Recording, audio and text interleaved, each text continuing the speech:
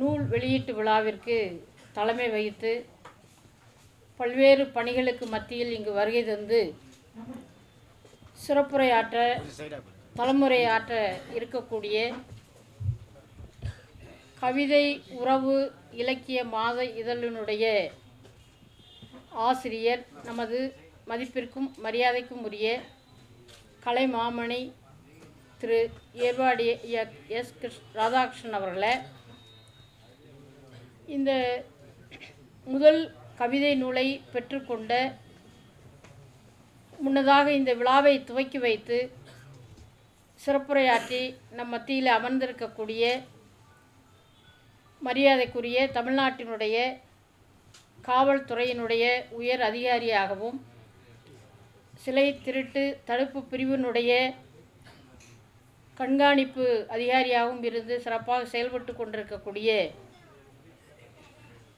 நமது மதிப்பிற்கும் மரியாதைக்கும் உரிய கவிஞர் டாக்டர் சிவகுமார் ஐபிஎஸ் அவர்களை,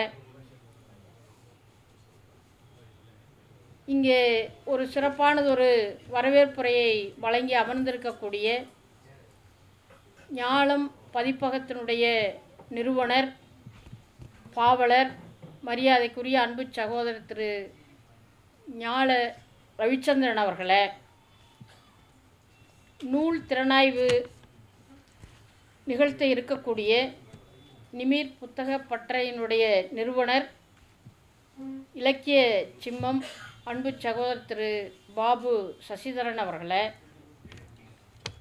மற்றும் வாழ்த்துறை வழங்குவதற்காக இங்கு வருகை தந்து மேடையில் அமர்ந்திருக்கக்கூடிய தமிழ் வள்ளல் திரு எம்ஏ முஸ்தபா அவர்கள், மரியாதைக்குரிய பேராசிரியர் முனைவர் தமிழியல் அவர்கள், மரியாதைக்குரிய பாவலர் சே மன்னர் மன்னன் அவர்கள், மரியாதைக்குரிய கவிஞர் பிஎஸ்பி விஜய்பாலா அவர்கள், மரியாதைக்குரிய கவிஞர் ரத்ன புகழேந்தி அவர்கள், மரியாதைக்குரிய கவிஞர் கார்த்திகா கவின்குமார் அவர்கள், மற்றும் நிறைவாக இந்த விழாவினுடைய கதாநாயகராக நம் மத்தியிலே ஏற்புரையாக சிறப்புரையாற்ற இருக்கக்கூடிய மதிப்பு மிகுந்த அன்பு தம்பி கவிஞர் தியாக ரமேஷ் மற்றும் அன்பு சகோதரி வளர்மதி அவர்கள் உள்ளிட்ட அவர்களது குடும்பத்தினுடைய மரியாதை மிக்க உறவுகளுக்கும்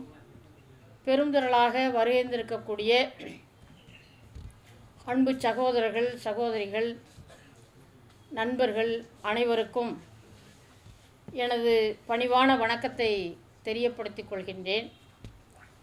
முதலாவதாக, இந்த நூல் நமது தமிழகத்தில் மட்டுமல்ல, சிங்கப்பூரில் மட்டுமல்ல, உலகம் முழுவதும் வசிக்கக்கூடிய நம் தமிழர்கள் மத்தியில் சிறப்பான முறையிலே கருத்துக்களை எடுத்துச் செல்லக்கூடிய ஒரு சிறந்த கவிதை நூலாக வெற்றி பெற வேண்டும் என்ற வாழ்த்துக்களையும் விருப்பத்தையும் இந்த நேரத்தில் உங்களோடு நான் பகிர்ந்து கொள்ள விரும்புகின்றேன். அந்த வகையிலே இந்த விழா என்பது சிறப்பானதாக அமைந்திருக்கிறது. சிங்கப்பூரிலிருந்து வருகை தந்திருக்கக்கூடிய அத்தனை கவிஞர்கள், எழுத்தாளர்கள், வாசகர்கள், உறவுகள் அனைவருக்கும் இந்த சிங்கார சென்னை மூலமாக ஒரு மகிழ்ச்சி நிறைந்த வரவேற்பை உங்களுக்கு நான் கொடுக்க விரும்புகின்றேன். ஏனென்றால் நாங்கள் சென்னையை சிங்கப்பூராக மாற்றுவோம் என்பது நாங்கள் சிறுகுழந்தையிலிருந்தே எங்களுக்கு சொல்லப்பட்டு வரக்கூடிய ஒரு வாக்குறுதி. அப்போதும் நான் சிங்கப்பூரை பார்த்ததில்லை, இப்போது வரை நான் சிங்கப்பூரை பார்த்ததே இல்லை. ஆகவே நாங்கள் சென்னையை தான் சிங்கப்பூராகவே கருதி வாழ்ந்து கொண்டே இருக்கிறோம். இப்போது சிங்கப்பூரே இங்கு வந்து அமர்ந்திருக்கிறது என்று சொல்லுகிற பொழுது எனக்கு மிகவும் மகிழ்ச்சியாகவும் வியப்பாகவும் இருக்கிறது. அதனால தான் எனக்கு பேசுவதற்கு ஒரு பெரிய தயக்கமும் நடுக்கமும் வந்தது. எடுத்த உடனே சிறப்புரைக்கு விட வேண்டாம். நமது அன்பு சகோதரர், நம்மளது காவல்துறையினுடைய மிக முக்கிய ஒரு அதிகாரியாக மிக நேர்மையான முறையில் மக்களினுடைய நன்மதிப்பை பெற்ற அன்பு சகோதரர் திரு சிவகுமார் அவர்கள் சார் இங்கே வருகின்றிருக்கிறார். பொதுவாக எனக்கும் காவல்துறைக்கு எப்பவுமே ஆகாது. அது பிரச்சனைகள் சந்திக்கிற பொழுது தான். ஆனால் அதில் இருக்கக்கூடிய அதிகாரிகள், அதில் இருக்கக்கூடிய காவல்துறை நண்பர்கள், அவர்களினுடைய அர்ப்பணிப்பு மிக்க பணி என்பது இந்தியாவில் வேறு எந்த மாநிலத்திலும் இல்லை என்பதை ஒரு அரசியல் பாரபட்சம் இல்லாமல் நான் ஒத்துக்கொள்கின்றேன். அதுதான் என்னுடைய கருத்தும் கூட. இன்னும் சொல்லப்போனால் இந்த இலக்கியம் அப்புறமா அதை சொல்லிடலாம். காவல்துறையில் உயரதிகாரிகள் இலக்கியத்துறையில் எந்த அளவிற்கு ஈடுபாட்டோடு இருக்கிறார்கள் என்பதை சமீப காலங்களில் சமூக வலைத்தளங்களில் மட்டுமல்ல, நிறைய நிகழ்வுகளில் அவர்களுடைய கருத்துக்களை கேட்கிற பொழுது மிகுந்த ஆச்சரியம் அளிக்கிறது. யாரெல்லாம் இலக்கியத்தோடு மிகுந்த உயிர் துடிப்போடு இணைப்போடு இருந்தார்களோ அவர்களெல்லாம் தனித்துவமாக தமிழகத்திலே செயல்பட்டிருக்கிறார்கள் என்பதைத்தான் நாம் பார்க்க முடியும். அது நம்முடைய சிவகுமார் சாரிலிருந்து, அதே மாதிரி நம்முடைய திரு பாரி அவர்கள், இன்னும் பல பேருடைய திலகவதி மேடம் அவர்கள், இப்படி பல பேரை நான் சொல்ல முடியும். அவங்கவுங்க இலக்கியத்துறையில் ரொம்ப அற்புதமாக செயல்பட்டிருக்கிறார்கள். ஐஏஎஸ் அதிகாரியில் திரு இறையன்பு ஐஏஎஸ் அவர்கள், இன்னும் இப்போ பணியில் இருக்கக்கூடியவர்கள், இவர்களெல்லாம் எப்படி இந்த இலக்கியத்துறையில் இருக்கிறார்கள் என்பதே ரொம்ப ஆச்சரியமாக இருக்கும். அந்த இலக்கியம் அவர்களை இவ்வளவு பண்படுத்தி இருக்கிறது என்பது தான் நம்முடைய தமிழ் இலக்கியத்தினுடைய மிகப்பெரிய சிறப்பு என்று நான் பார்க்கிறேன். ஆகவே இந்த விழாவில் அவர் வருகிறார் என்று சொன்ன உடனேயே எனக்கு ரொம்பவும் மகிழ்ச்சியாக இருந்தது. அழைப்புதலை பார்த்து அந்த முறையில் அவருடைய பணி சிறப்பதற்கும் அதே போன்று இலக்கிய பணிகளை முன்னெடுப்பதற்கும் இந்த நேரத்தில் இந்த விழாவில் நான் ஒருவராக இருந்து அவருக்கு நன்றியையும் வாழ்த்துக்களையும் நான் தெரிவித்துக் கொள்கின்றேன். அடுத்து நண்பர்களே, இன்றைய நாளும் நாளைய தினமும் 2 சிறப்பு வாய்ந்த நாள். இன்றைய நாளினுடைய சிறப்பு யாருக்காவது தெரியுமா?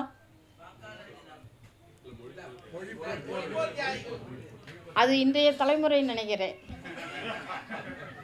2 உண்மை தான், 2 இதுலேயும் உண்மை இருக்குது. வாக்காளர் தினம்ங்கிறதும் உண்மை, மொழிப்போர் தியாகி.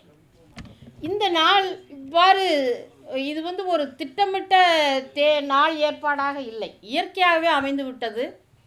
ஆகவே மொழியை, தமிழ் மொழியை விட்டுவிட்டு இலக்கியத்தை பற்றி பேசவே முடியாது. ஆகவே அப்படிப்பட்ட நம்முடைய தமிழ் மொழி அது அதனுடைய சிறப்புகளை எல்லாம் நமக்கு முன்னாடி பேசிய அல்லது நமது மூதாதையர்கள், இன்னும் பன்முக புலவர்கள் இதனுடைய மொழியினுடைய சிறப்பை எல்லாம் புகழ்ந்து பேசியிருக்கிறார்கள். நாமும் அவ்வாறு தான் உணர்கிறோம். ஒரு தாய்மொழியை எப்படி உணர வேண்டும் என்பதற்கு தமிழ்நாடு ஒரு மிகச்சிறந்த முன்னுதாரணம். உலகத்திலேயே மொழிக்கான போராட்டத்தை முன்னெடுத்தது நீங்கள் அமர்ந்திருக்கக்கூடிய இந்த மண்தான் என்பதை இந்த நாள் நமக்கு உணர்த்துகிறது. ஆகவே தமிழ்மொழி என்பது மென்மையானது மட்டுமல்ல, வலிமையானது, போராட்ட குணமுடையது என்பதை இந்த நாளில் நாம் உறக்கச் சொல்லுவோம். அந்த வகையில் மொழிப்போர் தியாகிகள் அனைவருக்கும் நம்முடைய வீர வணக்கத்தை இன்றைக்கு உரித்தாக்கிக் கொள்கிறோம். 1. நாளைய தினம் குடியரசு தினம். இந்திய நாடு பல மாநிலங்களை கொண்டது, பல மதங்களை கொண்டது, பல்வேறு ஒரு 8000க்கும் மேற்பட்ட சாதிகளை கொண்டது, உட்பிரிவுகளை கொண்டது, பல மொழிகளை கொண்டது, பல இனங்களை கொண்டது. ஆனால் இந்தியா என்ற அதனுடைய இறையாண்மை, அதனுடைய ஒருமைப்பாடு, அதனுடைய கூட்டாட்சி தத்துவம், இவை காலகாலத்திற்கும் உலகத்தில் இருக்கக்கூடிய நாடுகளிலேயே இந்தியா ஒரு தனிச்சிறப்பு பெற்றது என்பதை நாளைய நாள் நம்முடைய குடியரசு தினம், இந்திய அரசியல் அமைப்பு சட்டம் நமக்கு வழங்கியிருக்கிறது. ஆகவே இந்த 2 நாளுமே முக்கியத்துவம் வாய்ந்தது. இந்த 2 நாளினுடைய முக்கியத்துவத்தையும் இணைக்கிறார் அன்பு தம்பி நம்முடைய கவிஞர் தியாக ரமேஷ் அவர்கள். அவரை நான் சந்தித்தது என்பது மலேசியாவில் நடந்த உலக தமிழ் ஆராய்ச்சி மாநாட்டின் பொழுது. எந்த தயக்கமும் இல்லாமல், முன்ன அறிமுகம் கூட கிடையாது. நான் இன்னொரு பக்கமாக பேசிகிட்டு இருந்தேன், அவர் பக்கத்தில் அக்கான்னார். அந்த அந்த ஒரு வார்த்தை தான் அக்கான்னு சொல்லி அதை உரிமையாக கூப்பிட்டாரு பாருங்களேன். இங்கே தமிழ்நாட்டிலே அக்கான்னு சொல்கிறதுக்கு அரசியல் குறுக்க வரும். மனதார சொல்ல முடியாது. எதுக்கும் அக்கான்னு சொன்னால் அவங்க நம்ம இயக்கத்தில் இருக்கவங்க ஏதாவது நினச்சிக்குவாங்க, அவை தோழரேன்னு சொல்லி பார்ப்போம். ஏன்னா தோழருங்கிற வார்த்தையே அவருக்கு பளிச்சுன்னு வராது, அது கொஞ்சம் ரொம்ப தடுக்கத்தோடு தான் வரும்.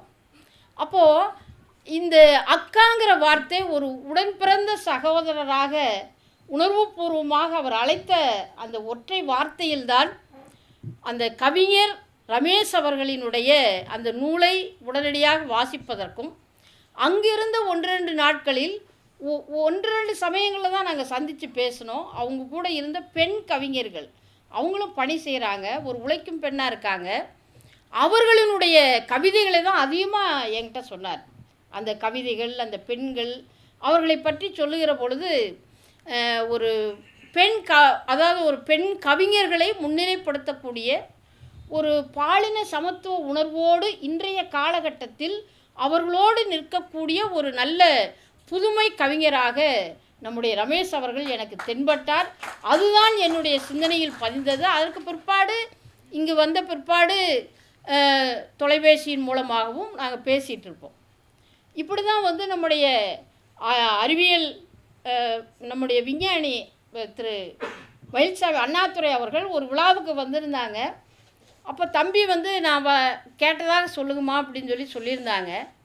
விழாவெல்லாம் முடிச்சுட்டு நான் அவர்கிட்ட சொன்னேன், அவர் சிங்கப்பூரில் இருக்காருங்க, உங்களை கேட்டதாக சொன்னேன். உங்களுக்கு தெரியுங்களா அப்படின்னாரு. என் தம்பி தாங்க என்ன.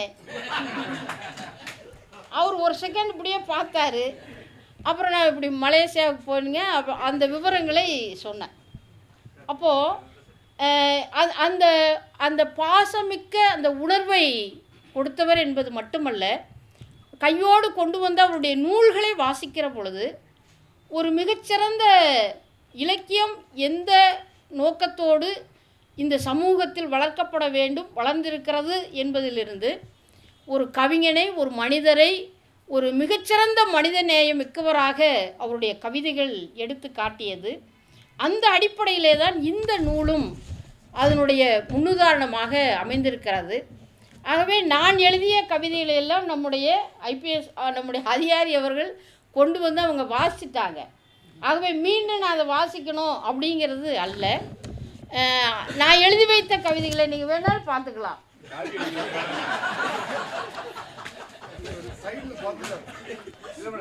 இல்லை, பார்க்கவே இல்லை, அவரும் பார்க்கல, நானும் பார்க்கல. நான் அரசியல் துறை, அவர் காவல்துறை, ஒன்றும் பிரச்சனையே இல்லை. அப்போ அந்த உணர்வு என்பது, அதாவது அந்த கவிதையை வாசிக்கிற பொழுது நான் எதை உணர்ந்தேனோ அதையே நம்முடைய அன்பு சகோதரர் திரு சிவகுமார் அவர்களும் உணர்ந்திருக்கிறார் என்பது தான் அதில் சொல்ல வேண்டிய ஒரு விஷயமாக நான் கருதுகிறேன். ஆகவே அந்த அளவிற்கு அந்த கவிதைகள், அந்த பாகற்காய், அதில் வந்து உள்ள கசப்பை வைத்து கொண்டு வெளியில் இனிமையாக பேசக்கூடிய மனிதர்கள் இந்த சமூகத்தில் நிறைஞ்சு நிற்கிறாங்க. இது யாரையோ சொல்கிறாங்க அப்படின்னு சொல்லி நம்ம பார்க்க வேண்டாம். என்னை நானே சொல்லிக்கிறேன், அரசியலில் தான் அது நிறைய இருக்குது.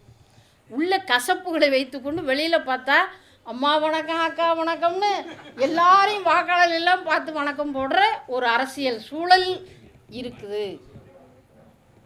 அந்த உண்மையெல்லாம் மறைக்க வேண்டிய அவசியம் இல்லை. அதுதான் கவிஞர் தலைப்பாக வச்சிருக்கிறார், மனமது செம்மையானால்.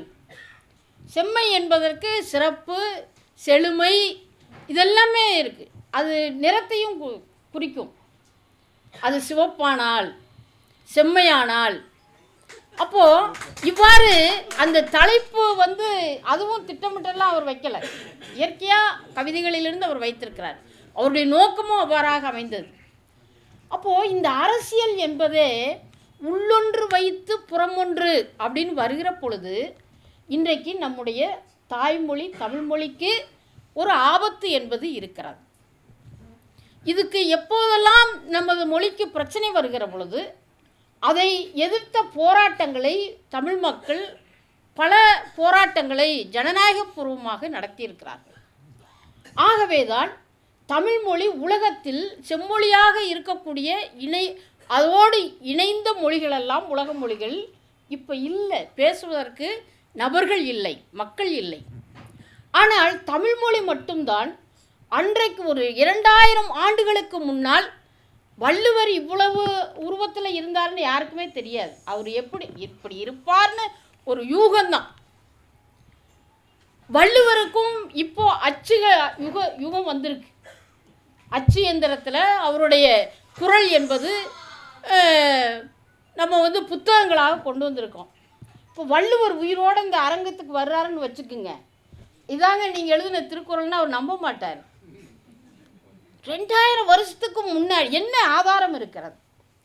அன்றிலிருந்து இன்று வரை மனிதர்கள் வாழ்ந்த காலத்தில் கிடைத்த தரவுகளை கொண்டு சேகரித்து பாதுகாத்து இன்றைக்கு நம்மிடம் குரலை கொடுத்திருக்கிறார். அப்போது 2000 ஆண்டுகளுக்கு முன்பு வள்ளுவர் எப்படி இருந்தார், என்ன அவர் எதை கொண்டு எழுதினார் அல்லது பேசினாரா? இப்போ மாதிரி டைப் பண்ண முடியாது, புத்தகம் கிடையாது. கொஞ்சம் நம்ம 2000 வருடங்களுக்கு முன்னால் போனால் அது எப்படி நிகழ்ந்தது என்று தெரியாது. அவ்வளோ பெரிய நம்முடைய பழமை பொக்கிஷங்களை சேகரித்து இன்றைக்கு நம் கையில் இருக்கு பாருங்களேன்.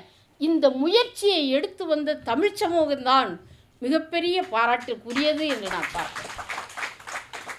அவ்வளவு பெரிய தொன்மை நிறைந்த சிறப்பு நிறைந்த இந்த மொழி இன்றைக்கு இவ்வளவு உயிரோட்டமாக, அன்றைக்கு பனை ஓலையில் கூட இருந்திருக்குமான்னு எனக்கு தெரியாது, எதில் இருந்தது அப்படின்னுலாம் தெரியாது. சங்க இலக்கியத்திலிருந்து எல்லா இலக்கியங்களும் எந்தெந்த வடிவத்தில் எப்படி இருந்ததுங்கிறதுக்கு சில ஆதாரங்களை தரவுகளை கொடுக்குறோமே தவிர அதுதான் முழுமை அப்படின்னு நம்ம சொல்ல முடியாது. அப்போது அப்படிப்பட்ட இந்த காலகட்டத்தில் இது பல நூறாண்டுகளை கடந்து மக்களோடு பயணித்து வந்த ஒரு மொழி நம்முடைய தமிழ் மொழி. அது இன்னும் சொல்லப்போனால் அடித்தட்டு மக்கள் தொழிலாளி மொழிகளாக, மக்கள் அனைவருடைய மொழியாக, பேசும் மொழியாக, சிந்திக்கும் மொழியாக இருப்பதன் காரணமாக தான் அது இன்றைக்கு முத்தமிழையும் கடந்து இன்றைக்கு கணினி தமிழாக மாறி உலகம் முழுவதும், இன்றைக்கி உலகம் முழுவதும் நம்முடைய தமிழ்மொழி என்பது நம்மோடு பயணித்து கொண்டிருக்கிறது. நம்முடைய மொழி சிறப்பை, மக்களினுடைய பண்பாட்டை எடுத்து சொல்லி கொண்டிருக்கக்கூடிய ஒரு மொழியாக திகழ்கிறது. ஆகவே இந்த மொழியினுடைய இலக்கியங்கள் என்பதுதான் அதனுடைய ஆயுதமாக இருக்கிறது, இன்னொரு பக்கம் கேடயமாக இருக்கிறது. அந்த இலக்கியம், இன்னொரு பக்கம் இலக்கணம், இது இரண்டும் நிறைந்த அந்த மொழி இன்றைக்கு அது எழுத்து வடிவத்தில், அது கவிதைகளாக, சிறுகதைகளாக, நாவல்களாக, சங்ககாலத்திலிருந்து அதற்கடுத்து வந்த காப்பிய காலங்களிலிருந்து இப்போது தற்போதைய நவீன கால தமிழ் வரைக்கும் அதனுடைய வரலாறுகளை பார்த்தாலே நம்முடைய இலக்கியத்தின் வரலாறு மொழியின் வரலாறோடு இணைந்து இருக்கிறது. ஆகவே சகோதரர்களே, அதனால்தான் எதிரிகள் அச்சப்படுகிறார்கள். தமிழ்நாட்டில் இந்த மொழியை தவிர வேறு எந்த மொழியும் வர முடியாது என்ற ஒரு அச்சத்தோடு இருந்து கொண்டே இருக்கிறார்கள். ஆகவே அந்த மொழியை எப்படியாவது சீண்டி பார்க்கலாம் என்ற வேலையும் அவர்கள் செய்கிறார்கள். யார் செய்கிறாங்களோ என்கிட்ட கேட்கக்கூடாது, நீங்கள் செய்கிறார்கள், அவ்வளோதான். ஆனால் இதை தமிழ் மொழியோ நம்முடைய மொழியை பேசக்கூடிய மக்களோ அதை ஒரு பொருட்டாக காண்பதில்லை. நம்முடைய மொழிக்கு பலாயிரம் ஆண்டுகால வரலாறு இருக்கிறது என்பதனால் அந்த மொழியை யாராலும் சீண்டல் கூட பண்ண முடியாது என்ற அடிப்படையில் தமிழகத்தில் உலக அளவில் மொழிதான் தமிழ்நாடாக இருக்கிறது என்பதை இந்த நேரத்தில் நாம் பெருமையோடு அதை நாம் பார்க்கிறோம் சகோதரர்களே. ஆகவே இந்த இலக்கியத்திற்கு ஒரு பெரும் பங்கு இருக்கிறது.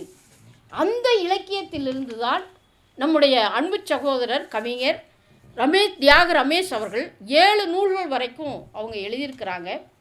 இப்போ இது ஒரு மனமது செம்மையானால் மனம் எப்படி இருக்க வேண்டும் என்பது குறித்து அவர் எழுதியிருக்கக்கூடிய பல கவிதைகள் மிகச் சிறப்பானது. அதே மாதிரி அதாவது இழப்பு யாருக்கு அப்படிங்கிற கவிதையில் ஒளி வேண்டாம் வேண்டாம் என்று கிளையின் அடியில் இலை ஒளிந்து கொள்கிறது, மண் வேண்டாம் என்று மண் விதையை தட்டிவிடுகிறது, எல்லாம் மண்ணாகும், மண் மட்டும் மண்ணாகவே இருக்கும், தெளிந்து உணர்ந்தால் எல்லாம் பிடிபடும். அதாவது இலை கிளைக்கு பின்னாடி ஒளிவதும், மண் வேண்டாம் என்று விதை புறக்கணிப்பதும் அது எதற்கு பயன்படும் என்று சொன்னால் எல்லாமே ஒன்றுமில்லாமல் போயிடும். ஆகவே இதனை புரிந்து கொண்டு நாம் இயங்க வேண்டும் என்பதை தான் அவர் சொல்கிறார். இது உளவியல் ரீதியான, கவிஞர் எதை நினைத்தாருன்னு எனக்கு தெரியாது. ஆனால் இது ஒரு ஆழமான விஷயங்களை நமக்கு சொல்கிறது. அதை உணரதான் முடியும். என்னாலையும் அதை இதுதான் அப்படின்னு சொல்ல முடியல, ஆனால் உணர்கிறோம். அப்படின்னா அந்த இடம் ரொம்ப நுட்பமானது. அந்த இடம் ரொம்ப நுட்பமானது. அதே மாதிரி தான் வேர்களை பற்றி பாராட்டக்கூடிய கவிதை. பூக்கள் எப்படி இருக்குது, காய்கனிகள். எனக்கு அடிக்கடி இந்த கவிதை மட்டுமல்ல, பல நேரங்களில் வரும். இப்போது நம்முடைய அன்பு தோழர் நல்லகண்ணு அவர்களோடு நம்முடைய அன்பு சகோதரர் அவர்கள் ஒப்பிட்டார்கள். உண்மையிலேயே என்னை மன்னிக்கணும், அப்படி இல்லை, நான் இல்லை. ஏனென்று சொன்னால் அவர் ஒரு இந்திய நாட்டின் விடுதலைக்காக பல ஆண்டு சிறைச்சாலையில் இருந்தவர் தோழர் நல்லகண்ணு அவர்கள். அவருக்கு பக்கத்தில் நிற்பதற்கான தகுதியை பெறுவது தான் என்னுடைய வாழ்க்கையினுடைய லட்சியமாக இருக்க முடியும். அதாவது அன்றைக்கு இருந்த பிரிட்டிஷ் ஆட்சியில் சித்திரவதை என்பது இப்போ நம்ம எல்லாம் எடுத்துட்டோம். ஜனநாயக ரீதியாக சிறை, காவல்துறை இதை நம்ம அமுல்படுத்துகிறோம். ஆனால் அந்த காலகட்டத்தில் ஒவ்வொரு முடியாக எடுத்திருக்கிறார்கள். அது எவ்வளவு ஒரு வலி இருந்திருக்கும். தோழர் நல்லகண்ணு அவர்கள் எப்பவுமே அமைதியானவர் தான். நம்முடைய ராஜமுருகன் டைரக்டர் அப்படித்தான் ஒரு பாட்டுக்கு ப்ரொமோட் பண்ணணும்னு சொல்லி எங்களையெல்லாம் கூப்பிட்டு போய் உட்கார வச்சுட்டாரு. அந்த பாட்டு பாடிக்கிட்டே இருக்கிறாங்க, ஐயா பார்த்துக்கிட்டே இருந்தார். அப்புறமா டைரக்டர் என்னை கூப்பிட்டு கொஞ்சம் தலையை மட்டும் அசைக்க சொல்லுங்கள், கொஞ்சம் சிரிக்க சொல்லுங்கள். அப்புறம் நான் அவருக்கு இயக்குனர் சொல்கிறதுக்கு, அவர் ஒரு இளம் இயக்குனர், சொல்கிறதுக்கு ரொம்ப தயக்கப்படுறாரு. நம்ம தோழர் அப்படியே தான் உட்காந்துருக்காரு, எல்லாம் பார்த்துக்கிட்டு இருக்காரு. அப்புறம் நான் தோழர் கொஞ்சம் தலையாசைங்க. அப்புறம் இப்போ அவர் சின்ன குழந்தைகள் சொன்னால் கூட அவங்க செய்வாங்க. அதுதான் பொது உடைமையினுடைய மிகப்பெரிய தலைவர்களினுடைய எளிமை என்று நாம் பார்க்கணும். அவர்களை நம்ம கவிஞர் சந்திச்சுட்டு வந்திருக்காங்க. 100 ஆண்டுகளை கடந்து விட்டோம். 100 ஆண்டுகளை முன்னதாக என் சங்கரையா அவர்கள் 102 ஆண்டுகள் இருந்தாங்க. அது என்ன பொது உடைமைவாதிகள் மட்டும் 100 102 அப்படின்னு சொல்லி சொன்னாக்கா, மனமது செம்மையானால் என்ற தலைப்பு தான் காரணம், வேறு ஒன்றுமே இல்லை. எதையும் மனசுக்குள்ளே வச்சுக்க தெரியாது. எளிமையான வாழ்க்கை, இது வேணும், அப்படி வேணும், இப்படி வேணும். நம்ம சென்னையை சிங்கப்பூராக்க முடியும், சிங்கப்பூரை சென்னையாக்க, அதெல்லாம் வேண்டியதில்லை. இருக்கிறது தான் இருக்கும். இதை எப்படி வளப்படுத்துவது, இதில் இருக்கக்கூடிய மக்களினுடைய தேவைகளை எப்படி பூர்த்தி செய்வது என்பது தான் நம்முடைய ஒரு குறைந்தபட்ச இலக்காக இருக்க முடியும். அப்போது அப்படி தோழர் நல்லகண்ணு அவர்களோடோ அல்லது தோழர் என் சங்கரையா அவர்களோடோ நான் நிச்சயமாக ஒப்பிட முடியாது. இங்கே பெரிய தலைவர்கள், கவிஞர்கள்லாம் இருக்காங்க, டாக்டர் கலைஞர் அவர்கள் உட்பட. அவருடைய சட்டமன்றத்திலையும் நானும் இருந்திருக்கிறேன். அப்போது அப்படியான நம்முடைய ஆளுமை மிக்க தலைவர்கள், அரசியல் வேறாக இருக்கலாம், ஆனால் அவர்கள்ட்ட இருக்கக்கூடிய தலைமை பண்பு, அவர்கள் நடவடிக்கைகள், மக்களுக்கு உகந்த நடவடிக்கைகளை அரசியல் வேறுபாடு இல்லாமல் ஏற்றுக்கொள்ள மனம் மாற்று இயக்கத்திற்கும் இருக்க வேண்டும். அப்படி இருப்பது தான் மனமது செம்மையானால் என்பதற்கு அரசியலுக்கு தகுந்ததாக இருக்கும். ஆகவே இந்த நூல் யாருக்கு பயன்படுகிறதோ இல்லையோ, எனக்கு அக்காவுக்கு பயன்படும் என்ற முறையில் நம்முடைய கவிஞர் அவர்கள் இதை உருவாக்கி கையில் கொடுத்துருக்கிறார். நிச்சயமாக அதை ஏற்றுக்கணும். மாற்று கட்சி மாற்று கொள்கை வச்சுருக்காங்கங்கிறதுக்காக கண்ணா பின்னான்னு பேசுவது, எதை வேணாலும் எடுத்து போடுறது, ரைட்டு, தலை உடையுதா, கண்ணு போகுது, எதை பற்றியும் கவலைகள். இன்றைக்கி சமூக நுகர்வு கலாச்சாரம், உலக போர்ச்சூழல் மனிதனை விலங்காக மாற்றிக்கொண்டிருக்கு. இந்த கவிதையில் நீங்கள் பலது பார்க்க முடியும். நீங்கள் இலக்கியம் இல்லை என்று சொன்னால் நம்மளும் ஒரு குறைந்தபட்சம் யாரையாவது பார்த்தா பராண்டலாம் போல். இந்த ஜாம்பின்னா ஒரு சினிமாவில் காட்டினாங்க, ஒருத்தங்க கடித்தா எல்லாருக்கும் விஷம் பரவி அவன் பூரா கடிக்க ஆரம்பித்து ஊர் உலகமே கடிச்சிக்கிட்டு திரிவாய். அது மாதிரி ஒரு நோய் இன்றைக்கி அது இந்த சமூகத்தில் நுகர்வு பண்பாடாக கலாச்சாரமாக சுயநலம் பெருகி பணம்தான் மிகப்பெரிய தேவை என்று உருவாகி மனித மனங்களை குடும்பங்களை சுக்கு நூறாக உடைத்து கொண்டே இருக்கிறது. இந்த இடத்தில்தான் இலக்கியம், நம்முடைய தமிழ் இலக்கியம் மிகப்பெரிய ஆற்றல் மிக்க இந்த தமிழ்நாடு தமிழ் சமூகம் எப்படி இருக்க வேண்டும், தமிழ்நாடு மட்டுமல்ல, அருகில் கேரளா, கர்நாடகா, ஆந்திரா, ஆகவே இந்த தென் திசையில் இருக்கக்கூடிய அன்றைக்கிருந்த நிலப்பரப்பினுடைய மக்கள் முழுவதுமே அந்த காலந்தொட்டே ஒரு பண்பட்ட நிலையில் வந்திருக்கிறார்கள் என்பதற்கு நம்முடைய மொழியும் இலக்கியமும் ஒரு காரணமாக இருந்திருக்கிறார். ஆகவே அந்த இலக்கியத்தை செழுமைப்படுத்தக்கூடிய வகையிலே தான் நம்முடைய கவிஞர் தியாக ரமேஷ் அவர்கள் மிகச்சிறப்பாக இந்த கவிதைகளை அனைத்தும் எழுதியிருக்கிறாரு. அது மாதிரி அந்த மணப்பூனை, மணக்கூடு என்ற கவிதை, இன்னும் பல கவிதைகள் இருக்கிறது. ஆகவே நான் நேரம் அதிகமாக எடுத்துக்கொண்டால் மற்ற தலைவர்கள்லாம் பேச வேண்டியது இருக்குது. 9 மணிக்கு மேலே சென்னையில் திரும்ப பயணிக்கிறது ரொம்ப கஷ்டம். ஆகவே அந்த முறையில் 7 நூல்களை அவர் படைத்திருக்கிறார், 7 விருதுகளை பெற்றிருக்கிறார். அதில் நம்பிக்கை நட்சத்திரம் என்ற விருது, தீந்தமிழேந்தி என்ற விருது, கவிச்சித்தர் என்ற விருது, பன்னாட்டு பைந்தமிழர் என்ற விருது, வளரும் படைப்பாளர் என்ற விருது, மக்கள் தொண்டர் என்ற விருது, பைந்தமிழ் செம்மல் என்ற விருது. இவ்வளவு விருதுகளை அவர் கொண்டு வந்திருக்கிறார் என்பதே இந்த அவர் பிறந்த மண் நல்லூருக்கும் சரி தமிழ்நாட்டுக்கும் சரி அவர் மூலம் ஒரு பெருமை கிடைத்திருக்கிறது என்ற முறையிலே நம்முடைய அன்னை தமிழிலிருந்து தமிழ்நாட்டு மக்கள் உங்களை நிச்சயமாக வாழ்த்துவார்கள், வணங்குவார்கள் என்பதை இந்த நேரத்தில் நான் தெரிவித்துக் கொள்கின்றேன். அதே போன்று நம்முடைய தமிழ்நாடு அரசு சிறந்த எழுத்தாளர்கள் கவிஞர்களை ஊக்கப்படுத்துகிறார்கள், அதில் ஒன்றும் மாற்றே இல்லை. இலக்கிய நிகழ்வுகள் என்று சொல்லி புதுமையான முறையில் புத்தகங்களை மக்கள் முன்னால் கொண்டு சென்று கொண்டிருக்கிறார்கள், மாணவர்கள் முன்னால் கொண்டு சென்றுகிறார்கள். இலக்கிய உரை, நம்முடைய இலக்கிய பழமையான இலக்கியங்கள், நவீன இலக்கியங்களை குழந்தைகள், மாணவர்கள், இளைஞர்கள் மத்தியில் கொண்டு சென்று கொண்டிருக்கிறார்கள். அந்த வகையில் உலகம் முழுவதும் இருக்கக்கூடிய நம்முடைய தமிழ் இலக்கிய எழுத்தாளர்கள், கவிஞர்கள் அவர்களினுடைய நூலையும் எடுத்து அதை திறனாய்வு செய்து அவர்களுக்கு தமிழ்நாட்டில் சிறப்பு சேர்க்கக்கூடிய, விருது கொடுக்கக்கூடிய நிகழ்ச்சிகளையும் இணைப்பது என்பது நமக்கு இன்னும் நம்முடைய தமிழ்மொழிக்கு சிறப்பு சேர்க்கக்கூடிய வகையில் நிச்சயமாக இருக்கும். ஆகவே தமிழ்நாடு அரசு முடிந்தால் நம்முடைய கவிஞர் தியாக ரமேஷ் அவர்களினுடைய நூல், கவிதை நூலை நம்முடைய நூலகத்திற்கு மட்டுமல்ல, நம்முடைய பள்ளி கல்வியில் பாடத்திட்டங்களில் இணைப்பது என்பது உலகம் முழுவதும் இருக்கக்கூடிய நம்முடைய தமிழ் இலக்கிய எழுத்தாளர்களை ஊக்கப்படுத்துவதாக இருக்கும். இந்த ஒரு கோரிக்கையை அரசியல்வாதி என்ற முறையில் நான் வைக்க வேண்டியது இருக்குது.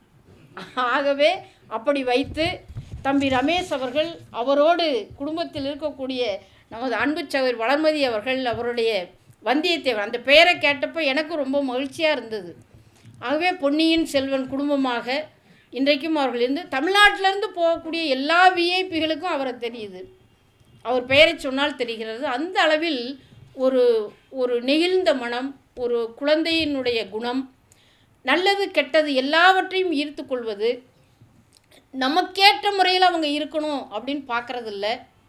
எந்த அரசியலாக சமூகத்தில் இருப்பவராக இருந்தாலும் அவர்களோடு இணைந்து அல்லது அவர்களுடைய சிந்தனைகளை ஏற்றுக்கொண்டு இருப்பது அப்படிங்கிறதெல்லாம் பெரிய விஷயமாக நான் பார்க்கிறேன். இல்லாமல் போனால் நான் என்னுடைய சார்ந்த விழாக்களில் போனாலே கடைசி பெஞ்சில் தான் நான் உட்கார்ந்துருப்பேன், புத்தகத்தெல்லாம் கொடுங்கன்னு யாரும் சொல்ல மாட்டாங்க. ஆனால் நம்முடைய இந்த விழாவில் நீங்கள் இந்த நூலை கொடுங்கன்னு சொல்லுவது என்பதே அவர் அந்த உயரத்திலிருந்து இணைப்பது என்பது என்னை போன்றவர்களுக்கு மிகுந்த நம்பிக்கை அளிக்கக்கூடிய ஒரு நிகழ்ச்சியாக இருக்கிறது. ஆகவே இந்த பெண்ணுரிமை என்பது பேசுவது மட்டுமல்ல, அது எல்லாருக்கும் எளிது. பெண்களை மேடையில் ஏற்றுவது என்பது எல்லாருக்கும் கடினம். ஆனால் தியாக ரமேஷ் அவர்கள், இங்கு வந்திருக்கக்கூடிய அன்பு சகோதரிகள், இன்னும் அங்கே இருக்கக்கூடிய பெண் கவிஞர்கள் எல்லாரோடும் ஒரு சமத்துவ உணர்வோடு அவர்களை மதிக்கிறார் என்பது எனக்கு கூடுதலான மகிழ்ச்சியாக இருக்கிறது. அந்த வகையிலும் அவரை பாராட்டி கௌரவிக்கிறேன். அவர் நீண்ட காலம் நல்ல ஆயுளோடு இன்னும் பல கவிதை நூல்கள், நாவல்களை படைக்க வேண்டும், சிறக்க வேண்டும் என்ற வகையிலே எனது நெஞ்சம் நிறைந்த வாழ்த்துக்களை இயக்கத்தின் சார்பாகவும் தமிழ்நாட்டு மக்களின் சார்பாகவும் தெரிவித்து நான் அமர்கிறேன். நன்றி, வணக்கம்.